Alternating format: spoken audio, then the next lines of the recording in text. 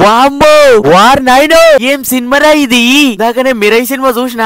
మిరై cinema చూస్తున్నప్పుడు Prabhas కనబడంగానే mind Sheikh అయిపోయింది మామా. ఆటో విషయానికి వచ్చేసినట్లయితే వేద క్యారెక్టర్ హీరో ప్లే చేసిండు. బ్లాక్ స్వాడ్ అనే క్యారెక్టర్ మంచు మనోజ్ ప్లే చేసిండు. సో మంచు మనోజ్ ఏం చేస్తాడంటే ఇలా క్యారెక్టర్ బ్లాక్ స్వాడ్ కదా. సో అశోకుడు రాసిన 9 గ్రంథాలని తన వైపు పెట్టుకొని లోకాన్ని సాధించాలనే ఒక క్యారెక్టర్ అవుతుంది. సో ఆయనకు సాధించిండా లేదా, అసలు మిరై ఏంటి, అసలు ఇందులో రాముడి క్యారెక్టర్ ఏంది, ఇవన్నీ తెలుసుకోవాలంటే మీరు సినిమా చూడాల్సిందే. ఫస్ట్ వచ్చేసి మూవీ స్టార్టింగ్ మామూలు హైప్ ఉండదు. మూవీ అసలు నేనైతే థ్రిల్ కాదు, షేక్ అయిపోయినా. సెకండ్ పాజిటివ్ వచ్చేసి స్టోరీ. చాలా మంది చాలా కథలతో వస్తారు కానీ ఇలాంటి స్టోరీ తోటి వచ్చేదే తేజ సజ్జా. నిజంగా ఈ మధ్య స్క్రిప్ట్లు సెలెక్ట్ చేసుకునే విషయంలో మాత్రం అస్సలు తడబడతలేడు.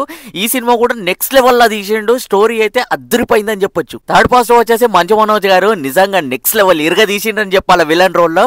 ఎందుకంటే సాలిడ్ అల్టిమేట్ పర్ఫార్మెన్స్ ఉన్నది. చాలా మంది అంటారు ఆ భైరవం సినిమా కంబ్యాక్ ఇంకేదో అంటారు కానీ ఈ సినిమా మాత్రం అస్సలు కంబ్యాక్ అని నేను చెప్తా. ఫోర్త్ పాజిటివ్ వచ్చేసి సెకండ్ హాఫ్ ఉంది మామా.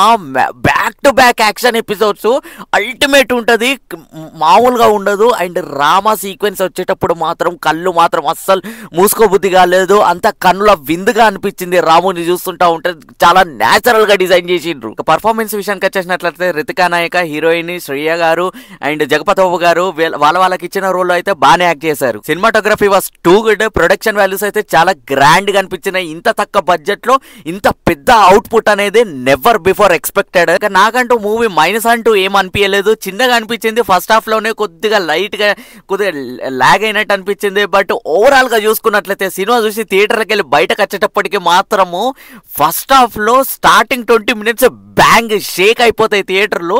ఆ ఒక్క ఎపిసోడ్ కి మీరు సినిమా చూస్తే మీకు అర్థమవుతుంది. ఆ ఒక్క ఎపిసోడ్ మాత్రం మామూలుగా ఉండదు. ఇంకా ఇంటర్వెల్ తర్వాత నుంచి క్లైమాక్స్ ఎండింగ్ వరకు మాత్రం next level goose bumps moments ఉంటాయి. సినిమా చూసినంతసేపు ఎంజాయ్ చేస్తూనే ఉన్నా. Yes, it's highly recommendable movie. చిన్న పిల్లల నుంచి పెద్ద వ్యక్తుల వరకు అందరూ కుటుంబ సభ్యులతోటి ఈ వీకెండ్ కి ఈ మూవీ చూసి ఎంజాయ్ చేయండి.